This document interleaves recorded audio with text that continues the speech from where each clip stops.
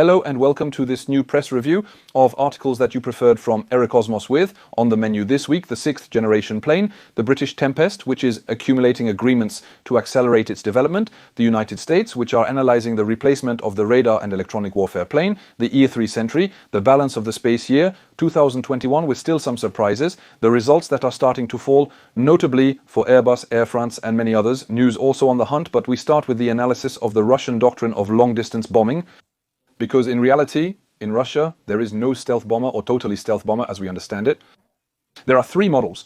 The Tupolev 95MS, a heavy bomber launched in 1956, is often mocked for its propellers but still has an impressive carrying capacity of 11 tons of offensive load.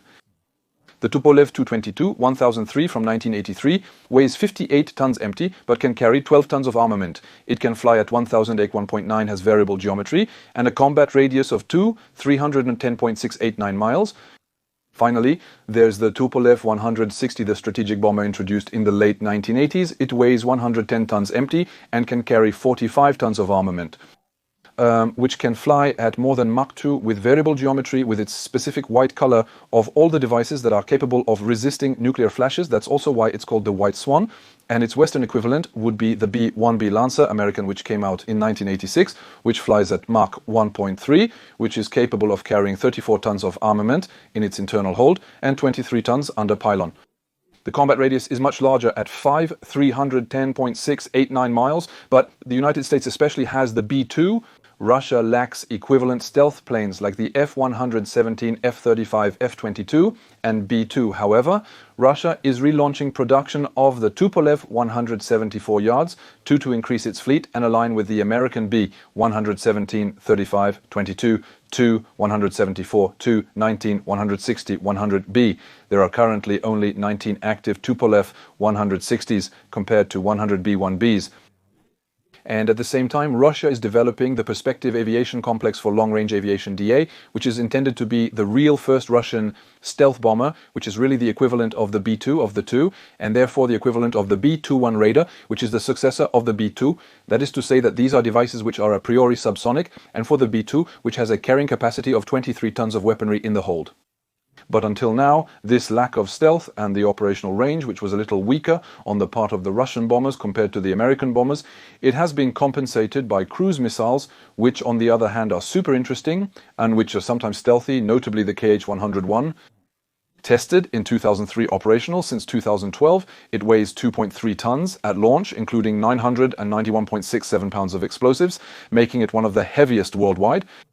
It has a cruising speed of only Mach 0.58, thanks to simple turbofan instead of having a bunch of reactors, but that allows it to have a simple and light engine that has reduced consumption and gives it a range of 5 to 6 hours of flight. That is to say, it has a confirmed operational range of 2,800 kilometers and even 4,500 kilometers that have also been announced thanks to the deployable wings it has, and which allow it to really fly like a small plane on the stealth side, obviously. And in addition, it has big advantages. It is capable of having a lowered trajectory, that is to say, it flies between 30 and 60 meters of altitude, that is to say under the detection cone of radars, especially since it is obviously linked to the Russian global positioning system, which is called the Global Navigation Satellite System, with an optical terrain recognition system to identify its targets, but also to navigate. So it's very difficult to jam.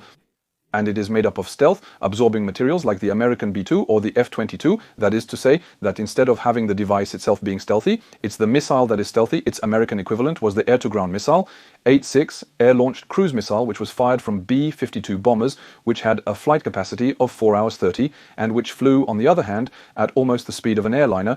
It was withdrawn from service a few years ago, and it is simply replaced by the air-to-ground missile 1058, which for its part has a range less than 1,000 kilometers, and in Europe, in cruise missile, we are rather on the Scalp, which has a range that is around 500 kilometers at most.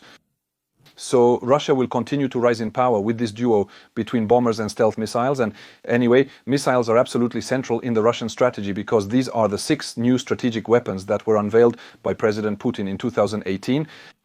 4 are missiles, notably the 200-ton intercontinental Sarmat missile, the 2 hypersonic missiles, including the Kinjal, which is the first operational hypersonic missile in the world. We talked about it, deployed on the 1000 IG-30 and a K, a much more secret program like the Burevestnik nuclear propulsion missile, the 9 1730, which is theoretically with unlimited flight capacity. That is to say that theoretically it could even attack in reverse, go around the world, it could fly for days and days until finally we give it the order to fire, which also means for the Americans, at least for the target, that it is not just necessary to prepare to be attacked from the side of Russia, but also in reverse. So it's very complicated to manage. However, there was an accident in 2019. There were large detections of radionuclides in the atmosphere around the region, so we don't exactly know where this file is at. In any case, these are obviously very particular weapons. There are also, apart from missiles, laser weapons and an ultra-fast submersible, much faster than submarines.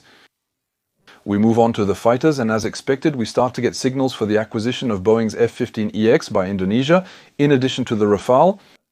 The American Defense Security Cooperation Agency has authorized future orders of the F-15 by Indonesia. The Rafale and its missiles are clearly complementary, making it an omni-role aircraft.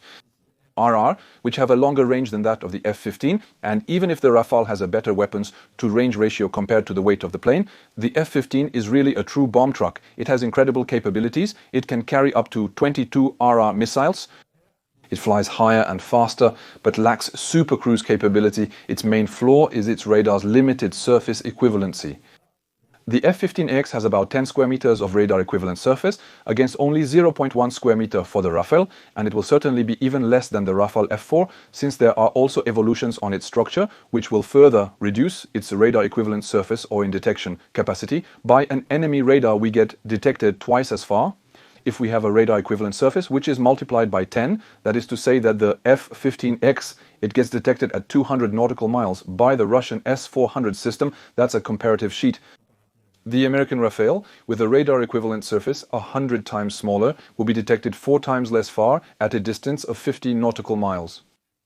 And if you're curious, the F-35, it's officially 21 nautical miles of detection, so here we are really on distances that allow to shoot directly on the S-400, the F-15 also. It's more expensive to use, it's around $27,000 per flight hour. That's a goal for 2025, and also small signs for the export of the F-15 to India, with an authorization once again that was issued by the United States, because the F-15 participates in the multi-role combat aircraft competition, which is supposed to provide 110 aircraft to India, a competition whose first part was won by the Rafale against the MiG-35, the Rofighter, the F-18, the F-16, the Gripen, among others.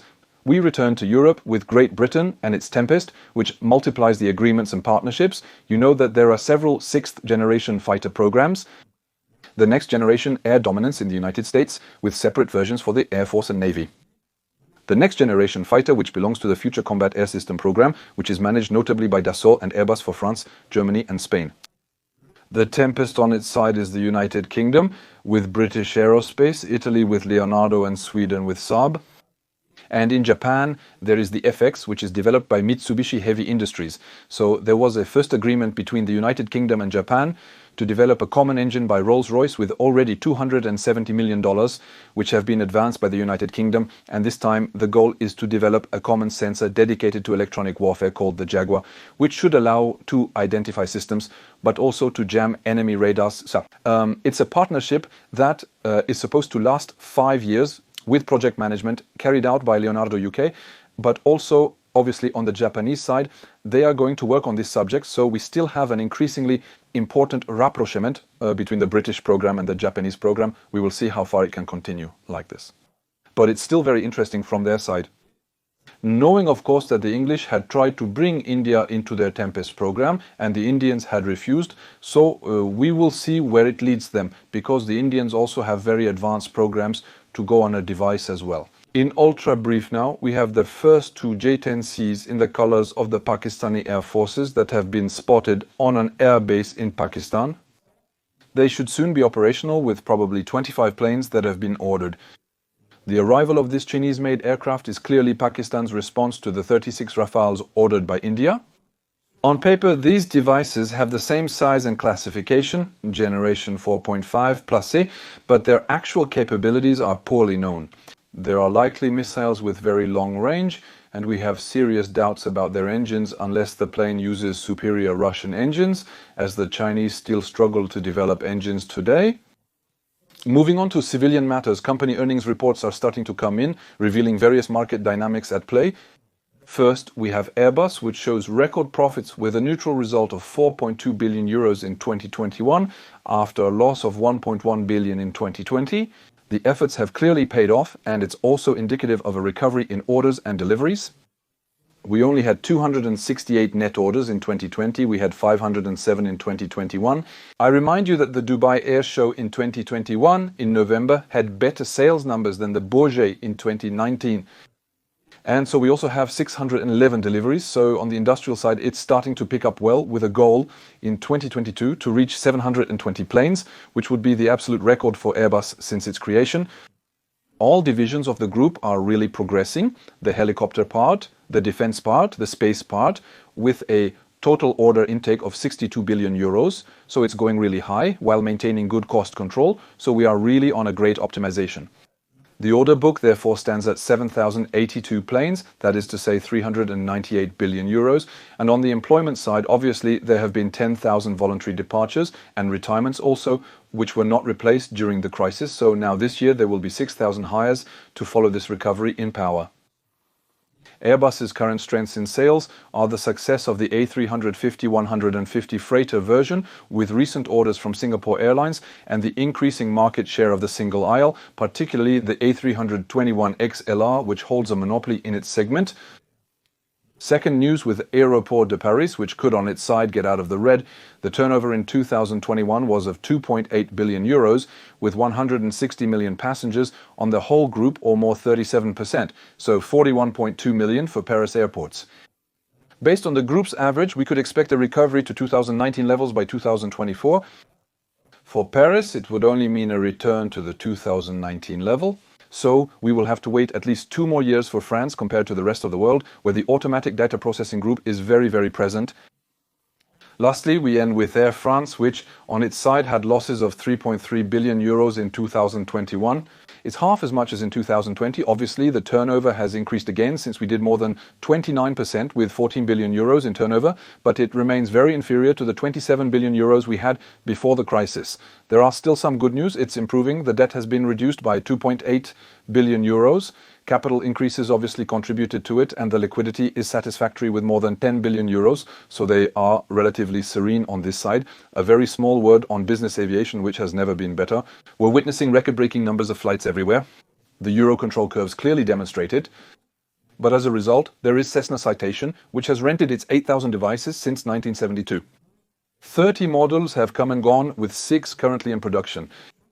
From the light category with the 1002 Gen 2 to the medium, the latitude, and the super medium, the longitude. So all ranges are represented.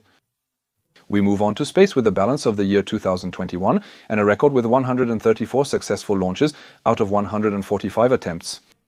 The previous record dated back to 1967 with 139 launches, but at that time we were right in the middle of the East-West competition. There had notably been the first launch of the Saturn V, which was supposed to send man to the moon, so it's really a big comeback since the year 2004, which was really the lowest we've observed, with only 50 launches at the time. China is now the #1 launcher with 52 launches, followed by the United States of America with 43 launches, then Russia with 24 launches, and Europe with only 6 launches, mainly because many have been postponed due to COVID. On SpaceX's side, you have to imagine they do more launches than Russia and Europe combined, so the successes of the year are absolutely colossal. It's the Launcher 1, which is delivered from an already flying plane. With Virgin Orbital, there is also the Rocket 3 from Astra, which has nevertheless succeeded, but also a failure a little earlier in the year. And on the failure side, we have the Alpha from Firefly in Texas, with a failure on its first stage. There is also the failure of the South Korean Nuri, with a breakdown on the third stage. And there are some big absentees that we were expecting yet in 2021, but all this is postponed again by COVID. The H3 from Mitsubishi, the New Glenn from Blue Origin with Jeff Bezos, the Starship from SpaceX, which has still not been validated by the American authorities, as well as the Vulcan Centaur from United Launch Technology. So the year 2022 is going to be exciting because there are still as many launches planned, more than 1 launch per week. Just for SpaceX, there are all the delayed launches with COVID that will take place. There is also the return of probes to the moon. There is the start of assembly of some orbital stations, notably the Chinese one. So it's still going to be a super exciting year to follow on this side. We end with the United States beginning to look for a successor to the E-3 Sentry. It's an aircraft that originally came out in 1977 based on the Boeing 707, which means we're starting to have a little trouble finding spare parts. It's recognizable, of course, by its rotodome, which is above the aircraft. It's an RR surveillance radar with the ability to also detect planes flying at ground level. It can do target designation for other planes that accompany it and carry missiles and are potentially closer to enemies, which allows it to remain discreet and not be detected by using their own radar. It also has electronic warfare capabilities with the detection of enemy radars, which allows them to be identified and located by triangulation. It's also a communication center. It centralizes the information and connections of the other units that are involved in an operation, and it's also an air command post. A fleet of 31 aircraft with the latest upgrades allows it to operate beyond 2030 according to American standards. But the United States wants at least 2 operational prototypes by 2028, and presumably the E-7 Wedgetail is the favorite. On its side, it is based on the Boeing 737. It will obviously be simpler for maintenance. Its range will exceed the 233 miles of the E-3 with a capacity to focus specifically on a single detection area by increasing the transmitting power. On this side, we also welcome a small ATR in the collection. Hello Little ATR, first turbo propeller that will be behind me. And I also inform you that I now have a Discord server on which you can come to exchange all the information. In the pinned comment, I hope you liked it. I'm not telling you, see you next week. There will be a special Rafale file coming in the next issue, so I'm going to make a dedicated video on the Rafale, but there will be no press review next Monday because it's vacation. I hope you enjoyed it, and so I'll see you in 1 or 2 weeks, or maybe 3. We'll see if you behave.